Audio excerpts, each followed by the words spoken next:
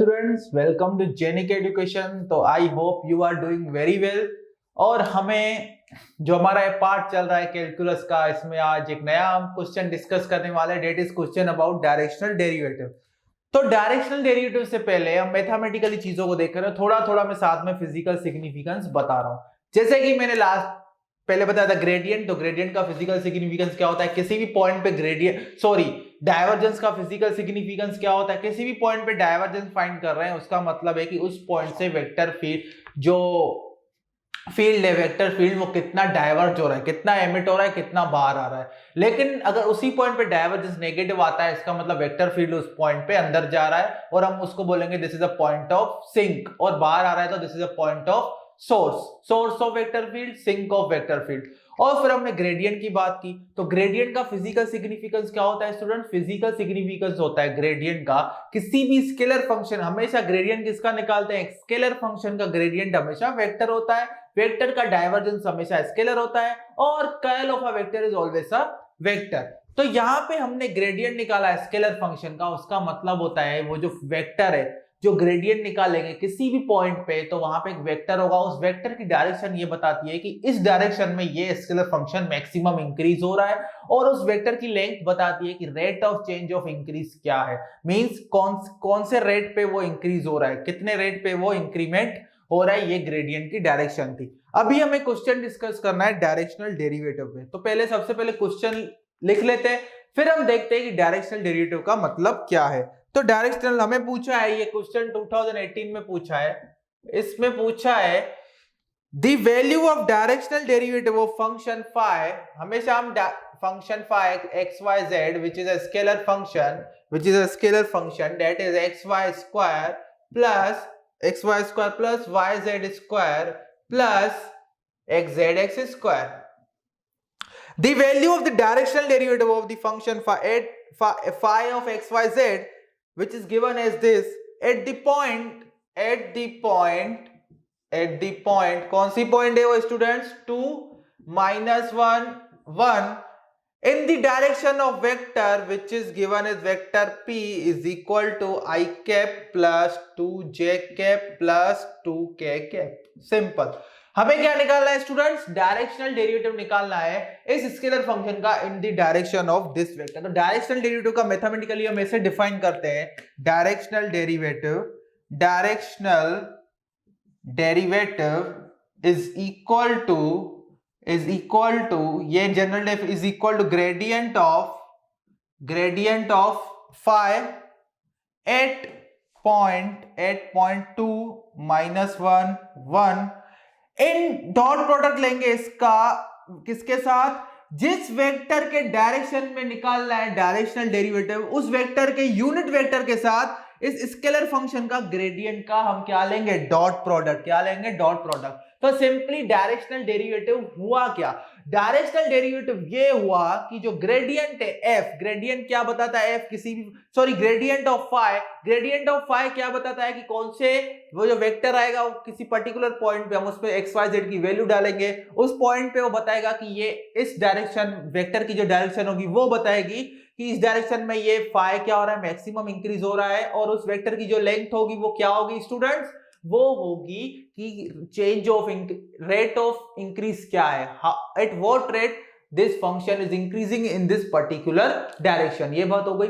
उस वेक्टर का वो जो ग्रेडियंट ऑफ फाई, वो जो वेक्टर है जो उसकी जिसकी डायरेक्शन और लेंथ हमें बता रही है maximum increment and rate of increment, उसका कंपोनेंट डॉट प्रोडक्ट किसी वेक्टर के साथ ले रहे हैं, मतलब उसका डॉट प्रोडक्ट जब यूनिट वेक्टर के साथ लेते हैं, किसी भी वेक्टर का जब डॉट प्रोडक्ट लेते हैं यूनिट वेक्टर के साथ, तो वो जो वेक्टर है, सपोज एक वेक्टर है ए, उसका डॉट प्रोडक्ट लिया किसी यूनिट वेक्टर के साथ, तो इसका मतलब उस वेक्टर का component in the direction of that vector whose unit vector we have taken, we have to find। इसका मतलब डायरेक्शनल डेरिवेटिव क्या हुआ कि जो ग्रेडियंट है हमने निकाला, gradient of a phi is a vector function, उस वेक्टर का कंपोनेंट क्या होगा in the direction of vector p, उसको हम क्या बोलते हैं? Directional derivative. ये बात आ गई क्लियर? जो ग्रेडियंट है फाई वो एक वेक्टर होगा, उस वेक्टर का कंपोनेंट क्या है इन the direction of this vector, उस वेक्टर का कंपोनेंट क्या है इन the direction of this vector that is p, उसको हम क्या बोलते हैं डायरेक्शनल डेरिवेटिव। तो हमें यहाँ पे डायरेक्शनल डेरिवेटिव फाइंड करना है तो दो इंग्रेडिएंट्स चाहिए, कौन कौन से, gradient of phi and vector unit vector of p। तो अगर p पता है तो इसका यूनिट वेक्टर फाइंड कर सकते हैं। कैसे फाइंड कर सकते हैं स्टूडेंट्स, कोई भी वेक्टर दिया हो उसका यूनिट वेक्टर कैसे फाइंड करते हैं, उस वेक्टर को उसके मैग्नीट्यूड से डिवाइड कर दो, that is magnitude of p divide by p। तो यहाँ पे p क्या है students, i cap plus 2j cap plus 2k cap. और मैग्नीट्यूड ऑफ p क्या होगा स्टूडेंट्स, तीनों कंपोनेंट का क्या ले लो, स्क्वायर करके ऐड कर लो, फिर स्क्वायर रूट ले लो, 1 प्लस 4 प्लस 4, ये क्या होगा 9 होगा, square root of 9 that is 1/3। यहाँ पे कभी भी नेगेटिव नहीं ले लेना, ठीक है ना, गलती मत कर देना। ये क्या होगा 1/3 i cap plus 2j cap plus 2k cap, ये अपना आ गया वेक्टर p, ये आ गया वेक्टर p। ये बात हो गई स्टूडेंट्स क्लियर। तो यहां पे हमें मिल गया वेक्टर p। हमें डायरेक्शनल डेरिवेटिव याद रख, डायरेक्शनल डेरिवेटिव क्या बता रहा है, जो ग्रेडियंट ऑफ u है, जो ग्रेडियंट ऑफ phi, जो स्केलर फंक्शन phi का क्या बता रहा है कि कौन से डायरेक्शन में मैक्सिमम इंक्रीमेंट हो रहा है, और उसका जो लेंथ है वो बता रहा है rate of change of increment. उस वेक्टर का ग्रेडियंट ऑफ phi, वो उस वेक्टर का वेक्टर p जो है उसके डायरेक्शन में उसका कंपोनेंट निकालना है। मींस जो ग्रेडियंट आया है phi, उसका कंपोनेंट क्या होगा in the direction of vector p, वो हमें निकालना है। आ गई ये बात समझ में, इसलिए हम वैसा करने के लिए हम क्या लेते हैं, डॉट प्रोडक्ट लेते हैं, डॉट प्रोडक्ट लेते हैं। ओके, तो ये हो गया p। अभी p मिल गया, अभी दूसरा इंग्रेडिएंट कौन सा चाहिए, ग्रेडियंट ऑफ phi। तो ग्रेडियंट ऑफ phi क्या होगा students, that is simple, gradient of phi will be an vector quantity del phi by del x। पहले phi का with respect to x partial derivative लेंगे, फिर phi का with respect to y Cartesian coordinate system है students, याद रखना मैंने सारे कोऑर्डिनेट सिस्टम के लिए एक जनरलाइज फॉर्मूला मैंने लिखवा दी है, वो आप नोट कर सकते हो, that is 1/f 1/g 1/h वाली फॉर्मूला। तो यहाँ पे del phi विद किसका लेंगे, phi का partial derivative with respect to x, इसका पार्शियल डेरिवेटिव लेंगे विद रिस्पेक्ट टू x, तो क्या आएगा, हम लिख लेते हैं del बाय del x, किसका लेना है हमें, xy square plus yz square plus zx square into i cap plus del of del y।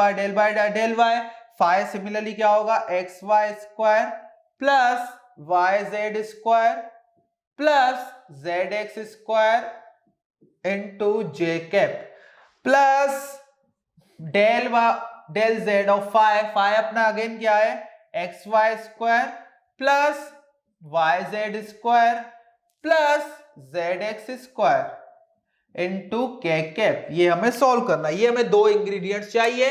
फिर इसका और ये वेक्टर का पहले ग्रेडियंट ऑफ phi निकालेंगे 8.2 -1 -1, फिर उसका डॉट प्रोडक्ट ले लेंगे वेक्टर यूनिट वेक्टर p के साथ। ओके, तो हम ग्रेडियंट हमें निकालना है तो सिंपली हम इसका क्या लेंगे, पार्शियल डेरिवेटिव लेंगे, पहले टर्म का विद रिस्पेक्ट टू x, फिर partial derivative of phi with respect to y, फिर partial derivative of z with respect to partial derivative of phi with respect to z। Okay, तो gradient of phi हम ऐसे भी लिख सकते हैं del of phi। ये जो del ऑपरेटर है इसी से ही सब चीजें डिफाइन होती है, curl, divergence, gradient. del of phi is equal to, इसका हमें लेना है partial derivative with respect to x, तो y और z कांस्टेंट हो गए, तो पहले टर्म का क्या आएगा, y स्क्वायर, क्योंकि del x by del x 1 हो जाएगा, दूसरे टर्म का 0 होगा क्योंकि y z दोनों कांस्टेंट है, तीसरे टर्म का क्या होगा, z कांस्टेंट है, x स्क्वायर का डेरिवेटिव लेना है विद रिस्पेक्ट टू x, वो क्या होगा 2x, तो z कांस्टेंट बाहर आ गया, 2x इनटू z इनटू क्या है ये i कैप प्लस दूसरे का क्या लेंगे विद रिस्पेक्ट टू y, तो विद रिस्पेक्ट टू y लेंगे तो वहां पे पहला term xy square, x constant है तो y स्क्वायर का क्या होगा student, derivative with respect to y 2y, तो क्या आएगा 2xy प्लस आएगा yz square, z square constant है तो y का derivative with respect to y होगा 1, तो बाकी क्या बचा z स्क्वायर, लास्ट टर्म का डेरिवेटिव आएगा 0 क्योंकि उसमें y है ही नहीं, वो दोनों कांस्टेंट टर्म्स है। अभी इसका क्या आएगा, xy स्क्वायर का विद रिस्पेक्ट टू z क्या होगा, डेरिवेटिव 0 होगा क्योंकि x जब विद पार्शियल डेरिवेटिव ले रहे हैं विद रिस्पेक्ट टू z तो x और y कांस्टेंट है, तो कांस्टेंट का डेरिवेटिव होगा 0। दूसरे टर्म में y कांस्टेंट है, z स्क्वायर का डेरिवेटिव क्या होगा with respect to z, 2z, तो लिखेंगे 2yz plus Z x square का क्या होगा x square into k cap. Okay, ये अपना हो गया डेल फाई। अभी डेल फाई हम निकालते हैं at point two minus one one, तो ये क्या होगा x की जगह पे हमें 2 डालना है, y की जगह पे -1 और z की जगह पे 1, तो यहां पे क्या होगा -1 स्क्वायर वो होगा 1 प्लस 2 इंटू 2 मीन्स x भी 2 है तो 2 इंटू 2 4, z 1 है मीन्स यहां पे आएगा 4 i cap plus 2xy, x into y होगा -2 इंटू 2 कितना होगा -4 प्लस z स्क्वायर, z है 1 उसका स्क्वायर क्या होगा 1 into j cap plus 2yz, y है 1 सॉरी y है -1, z है क्या है 1, तो -1 into 1 -1 into 2 that is -2 plus x square क्या होगा 4 तो क्या कैप, ये आ गया सिंपल। ये क्या होगा अपना, ये होगा 5 i cap plus -3 j cap plus 2 k cap, that's it. ये अपना हो गया ग्रेडियंट ऑफ फाई 8.2 -1 1। ये बात हो गई स्टूडेंट्स क्लियर। अभी हमें डायरेक्शनल डेरिवेटिव निकालना है, तो कैसे निकालेंगे, the directional derivative is equal to gradient of phi 8.2 -1 1, उसका डॉट प्रोडक्ट लेंगे with vector unit vector p। ये बात हो गई स्टूडेंट्स क्लियर। तो सिंपली हमें सब अभी डेटा पता है, सिंपली हमें दोनों का डॉट प्रोडक्ट लेना है। Vector p unit vector p पता है, वेक्टर p नहीं यूनिट वेक्टर p पता है, हमें मिल चुका है, तो उसका डॉट प्रोडक्ट लेंगे इसके साथ डेल फाई के साथ, तो वो क्या होगा, ये होगा अपना इज इक्वल टू, ये होगा is equal to del phi क्या आया यहाँ पे 5 i cap -3 j cap plus 2 k cap, इसका डॉट प्रोडक्ट लेंगे किसके साथ unit vector p, that is 1/3 into i cap plus 2 j cap plus 2 k cap. ये बात हो गई स्टूडेंट्स क्लियर। अभी यहां पे आ जाएंगे, तो जब दो वेक्टर का डॉट प्रोडक्ट लेते हैं तो दोनों के x कंपोनेंट्स को मल्टीप्लाई करेंगे, दोनों के करस्पॉन्डिंग y कंपोनेंट्स को मल्टीप्लाई करेंगे, दोनों वेक्टर्स के करस्पॉन्डिंग z कंपोनेंट को मल्टीप्लाई करेंगे और क्या कर देंगे ऐड कर देंगे, तो 5 into 1/3 that is 5/3 -3 into 2/3 that is -2 correct, plus 2 into 2 4 plus 4/3। Okay, तो ये क्या होगा 5/3 plus 4/3 9/3 that will be 3 -2 is equal to 1 तो ये हो गया अपना answer, that is directional derivative अपना कितना आया of scalar field phi 8.2 -1 1 in the direction of vector p will be 1। ये बात हो गई। इसका मतलब क्या है, जो हम ग्रेडियंट निकाल रहे हैं, ग्रेडियंट मतलब ग्रेडियंट जो फाई निकाल रहे हैं उसका ग्रेडियंट निकाल रहे हैं, तो किसी पर्टिकुलर पॉइंट पे जब मैंने ग्रेडियंट फाइंड किया तो ग्रेडियंट क्या बता रहा है कि इस पॉइंट पे वो जो वेक्टर आएगा उसकी जो डायरेक्शन होगी वो बताएगी कि इस पॉइंट पे स्केलर फील्ड इस डायरेक्शन में क्या कर रहा है, मैक्सिमम इंक्रीज कर रहा है, और उस जो डायरेक्शनल जो ये वेक्टर आया इसका मैग्नीट्यूड क्या बता रहा है कि रेट ऑफ इंक्रीमेंट क्या है, वो जो ग्रेडियंट ऑफ यू है उस पर्टिकुलर पॉइंट पे जो वेक्टर आया उसकी कंपोनेंट किस डायरेक्शन में, डायरेक्शन ऑफ वेक्टर p, वो क्या है डायरेक्शनल डेरिवेटिव। ये बात हो गई स्टूडेंट्स क्लियर। ओके, तो ये अपना था डायरेक्शनल डेरिवेटिव यहां पे फाइंड करना। तो डायरेक्शनल डेरिवेटिव हमने यहां पे फाइंड किया, तो यहां पे इस लेक्चर में यही डिस्कस करना था कि डायरेक्शनल डेरिवेटिव, तो मैंने वेक्टर कैलकुलस में अभी तक मैथमेटिकली आपको थोड़ा लॉजिकली भी मींस ज्योमेट्रिकली सिग्निफिकेंस भी बताया। तो इस केस में हमने पहले क्या सीखा पहले लेक्चर में कि दो वेक्टर्स के बीच में एंगल कैसे फाइंड करते हैं, कॉस वाली फॉर्मूला लगाएंगे, और कॉस वाली फॉर्मूला 2 डायमेंशनल और 3 डायमेंशनल की वैलिड, क्योंकि 4 डायमेंशनल तो हम विजुअलाइज ही नहीं कर सकते, उनको मैथमेटिकली हम प्रूव ही चीजों को नहीं कर सकते, इसलिए वो फॉर्मूला कौन से वैलिड है 2 डायमेंशनल वेक्टर और 3 डायमेंशनल वेक्टर तक। और दूसरी बात यहां पे दूसरे केस में देखा डाइवर्जेंस कैसे फाइंड करना है, फिर स्फेरिकल कोऑर्डिनेट्स का क्या रोल होता है डाइवर्जेंस में, फिर लास्ट लेक्चर में देखा ग्रेडियंट कैसे फाइंड करना है। वो ग्रेडियंट फाइंड करना इसलिए सिखाया क्योंकि डायरेक्शनल डेरिवेटिव में ग्रेडियंट का कंपोनेंट आता है, मींस इंग्रेडिएंट्स है, मींस डायरेक्शनल डेरिवेटिव निकालना हो तो हमें क्या क्या इंग्रेडिएंट्स चाहिए, एक gradient of scalar function phi, और दूसरा जिस वेक्टर के डायरेक्शन में निकालना होता है उसका हमें यूनिट वेक्टर लेना होता है। ओके, तो इस लेक्चर में इतना ही था। अभी जो नेक्स्ट लेक्चर होगा वो वेक्टर कैलकुलस का लास्ट लेक्चर होगा और कैलकुलस का भी लास्ट लेक्चर होगा। उसके बाद कॉम्प्लेक्स एनालिसिस स्टार्ट होगा। कॉम्प्लेक्स एनालिसिस स्टार्ट होगा। ये बात आ गई स्टूडेंट समझ में। कॉम्प्लेक्स के बाद प्रोबेबिलिटी, देन न्यूमेरिकल टेक्निक्स, या प्रोबेबिलिटी और न्यूमेरिकल टेक्निक्स में आगे पीछे हो सकता है। प्रोबेबिलिटी लास्ट आ सकता है, न्यूमेरिकल टेक्निक्स पहले आ सकता है। तो इस लेक्चर में हम इतना ही रख रहे हैं। नेक्स्ट लेक्चर में हम डिस्कस करेंगे what is parameterization of curve. Parameterization of curve के प्रॉब्लम कैसे सॉल्व करते हैं और उनका सिग्निफिकेंस क्या होता है वो भी थोड़ा हम देखेंगे।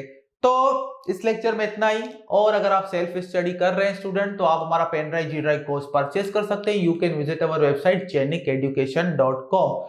तो मिलते हैं नेक्स्ट लेक्चर में। तब तक अपनी तैयारी करते रहिए, अच्छे से टाइम को यूटिलाइज कीजिए और जो भी अभी तक आपने पढ़ा है, अगर किसी प्रॉब्लम में आपको डाउट है तो आप यूट्यूब के कमेंट सेक्शन में आप कमेंट कर सकते हैं। ओके।